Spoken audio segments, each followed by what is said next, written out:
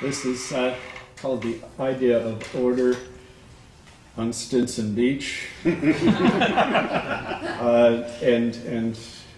when we think of Stinson Beach, I don't just think about the little bitty beach where, it's that whole curve that goes south of the beach itself.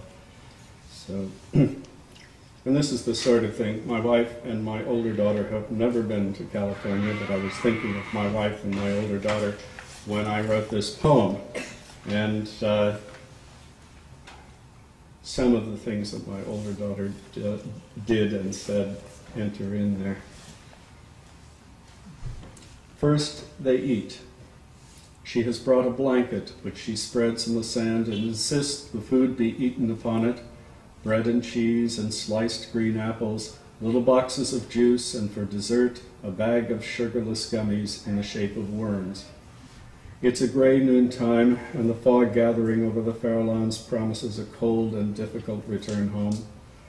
Farther north, near the town, hundreds crowd the beach, but here is just a slim strip of white sand pimpled by tussocks of seagrass and peopled by isolates. A few on boards goading the lazy waves, but most walking the strand. Her daughter embraces a mongrel come to investigate their meal and cries when she shoos it. Later, she lets the child run naked into the ocean where the waves again and again upend her. Modesty keeps the woman back, but since men are few, just the bra. But once it is gone, the rest comes easily, and soon she has carried the child out where the waves begin to crest, where a lone otter yaps at their intrusion, and then, her daughter clinging to her back, she rides the tide ashore. They comb for shells, and when they have as much as they can carry, the child studies their bodies philosophically. I've got a plain one, pointing the difference. When they return to the towel, they put on shorts and tees, and the child investigates the driftwood and pokes clumps of seaweed, flings grass in the air to watch it fly, while her mother reads. It doesn't last. Soon she is pulled from her book to dance. The gulls are dancing, and so much must they.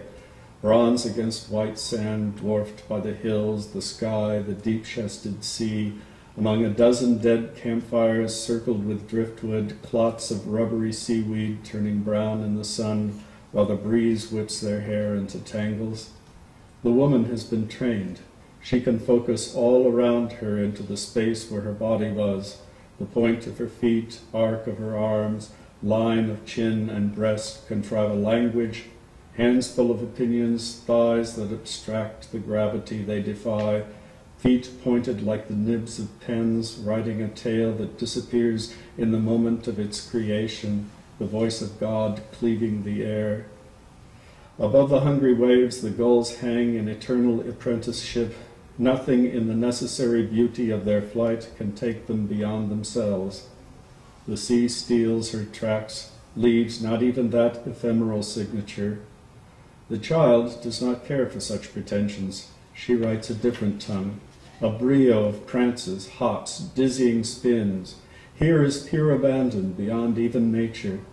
When she falls with a shriek, the woman tries to mimic her, but the habit of art, like painful memories, while it embraces nakedness, forbids abandon.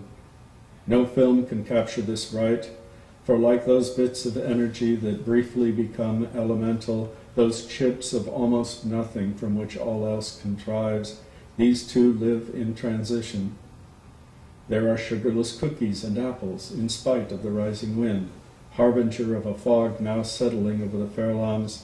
The sun is hot, and the mother lies back to take advantage. In San Francisco, you learn to glean such moments of warmth.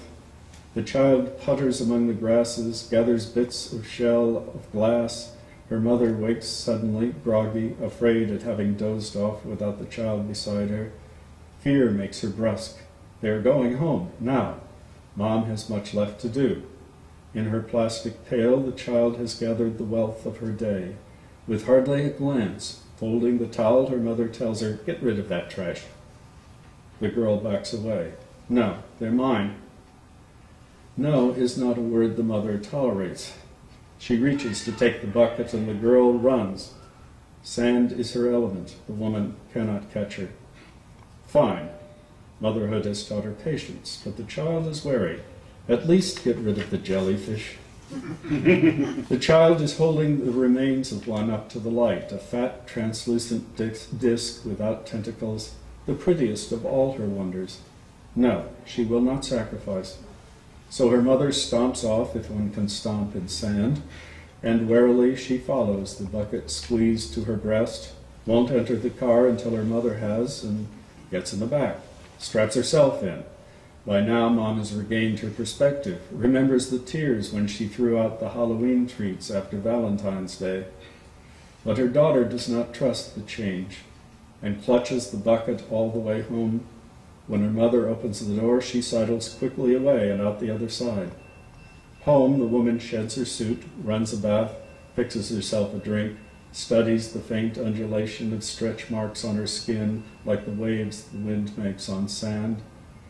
She finds the child asleep on her bed, treasures arrayed in careful symmetry like numbers on a clock, organized by a logic mysterious as providence. For once she doesn't seize an opportunity. The bedclothes must be washed anyway, and even to rearrange here might disturb the order that governs her universe. She leaves them where they are, leaves everything, the beach glass, the shells, the pop tops, the cans and scraps of paper, even the torn but golden condom wrapper. With smooth pebbles, with flecks of light, the fetid seaweed bulbs, and yes, the slick, translucent discs that once in poisonous placidity trolled the surface of the sea. She leaves the child drooling in her sleep, a creature of sand and salt, her breath a faint whistle, on her lips a smile of triumph, leaves her and shuts the door.